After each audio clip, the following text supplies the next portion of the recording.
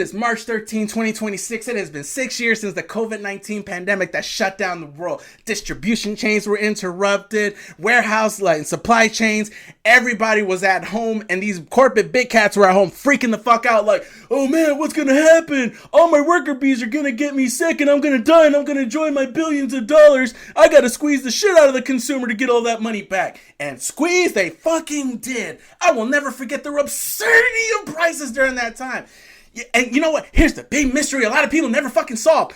Why was toilet paper such an important commodity all of a sudden?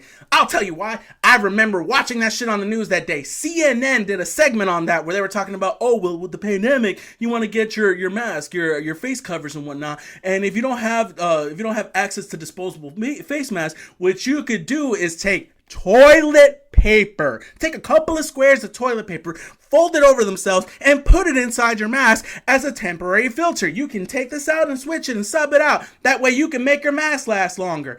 That they said that in the middle of the day. By the end of the day, people panic bought. I remember going to the store and seeing people lose their absolute shit. People, the stores had to put up those signs. It was like limit 1 or 2 per customer, and there were still people who didn't give a fuck. That they were standing there like, "You gonna get that? Can I buy that from you?" Sir, ma'am, you mean to tell me you plan on shitting yourself this much in the next couple months? Like you got enough toilet paper to make it all the way to fucking December. What the fuck do you need more for?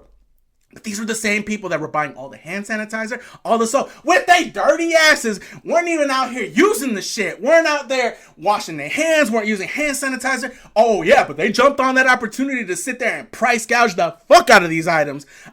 A freaking $2 bottle of hand sanitizer. I remember I was at the gas station. I paid $14 for it. Now I have to keep it for my job because when I'm constantly dealing with customers, and you know I'm dealing with so many services that are covered in insurance, so I always keep a supply of hand sanitizer with me. But I should still remember the ridiculousness and absurdity of having to pay $14 for a $2 bottle of hand sanitizer.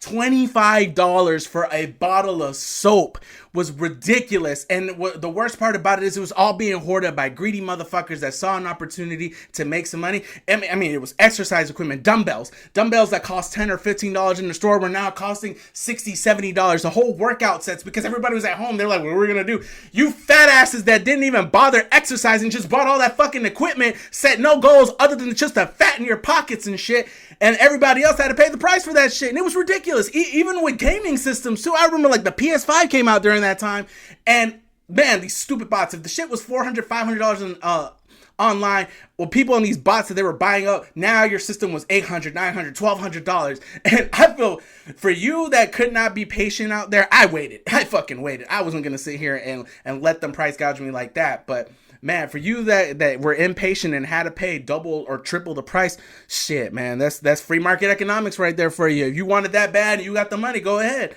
But that in itself right there, we saw the worst come out in people. We even don't get me wrong, there was still some good that was coming out. There were still people that were helping one another, but on a mass scale, we saw the selfishness, the greed, the audacity in people come out.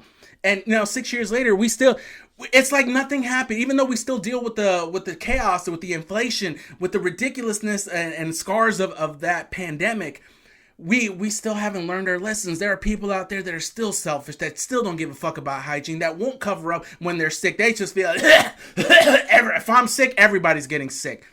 Man, what the hell happened? What the hell happened, people? If anything, 6 years now, 6 years later, we should be reflecting and thinking about all the lives that were lost, all the opportunities that were missed, all the lives that were interrupted, the schedules, the organizations, the structure of the world. Our perception of the world shifted so much after that time. And a lot of people say it doesn't feel realistic nowadays. And I agree with that, because what we thought the future was going to be. Everybody was saying that 2020 was the perfect year. It perfectly aligned with a lot of the major holidays for being on weekends. Everybody was like, you were the chosen one. Everything was supposed to be great. And just like that, the universe showed us, nah, it's whatever I say. We have this hubris as human beings, thinking that we're the apex predator, we're the ultimate life form on this planet, we're intelligent and we have a conscience, therefore we have dominion over everything. A lot of y'all learned the hard way, didn't you? That, yeah, you can have all that pride, but when you're in the hospital, All that pride ain't gonna do shit. All your follower counts ain't gonna do shit. All that money, all that soap, all that shit that you were hoarding, all that selfishness, all that material gain, all that bullshit, nothing was gonna save you while you're in that bed just breathing your final breaths out there. People, it's been 6 years. And there are so many people who have not learned their lessons, who didn't do their investigations, that didn't do their own research, that can't think critically for themselves. Where are we nowadays, people? Where are you? I know during that time, I did not get to just sit at home. I was an essential worker. I was working all over the place. I was going all over the city. I will never forget the creepiness that it was driving through downtown Atlanta on a Friday at 6:30 p.m., which we all know, if you're anywhere near downtown at that time, it is bumper to bumper traffic. You're going to be sitting out there. 85, 75 is a parking lot. But at that time, nothing, nobody.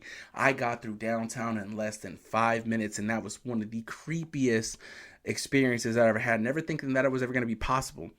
But it goes to show you just at what scale all of this came to happen. The way all of this unfolded. And majority of us, all we could do was just witness this from our TV screens, from our phones. We were seeing the uprisings that were happening in society because the government was just cracking down too hard. We saw people, like, despite everything going on, despite the chaos and the pandemic and everybody, instead of everybody uniting, there was still so much crap going on. People, you can never erase human nature, and that's why it is so critical for us to think now, 6 years later, how far have we really come, or how much have we retrogressed? Are we still being selfish? Are we still full of audacity to sit here and think that I'm the one that's important? Fuck everybody else. No, fuck no. We all matter. We all fucking matter. You got to look out for your neighbors, because just like that pandemic taught us that one thing affects everybody. And especially those in the higher powers that decided, you know what, y'all not going to tag me. The ones that could really shut down everything, they did. And they put the squeeze on us to make sure that their money wasn't interrupted. We saw massive power dynamics playing out on a global scale.